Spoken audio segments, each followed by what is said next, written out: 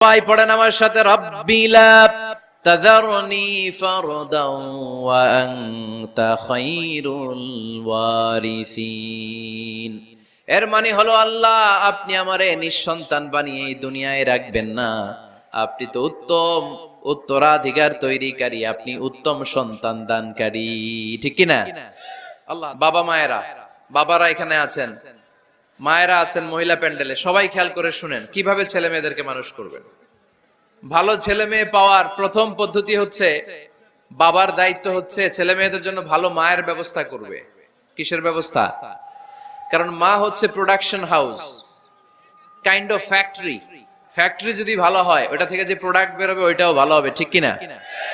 বাপ ভালো তার বেটা ভালো তাই, মা ভালো তার ঝি, গাই ভালো তার দুধ ভালো রে, দুধ ভালো তার ঘি, তাই না? বাবা ভালো তো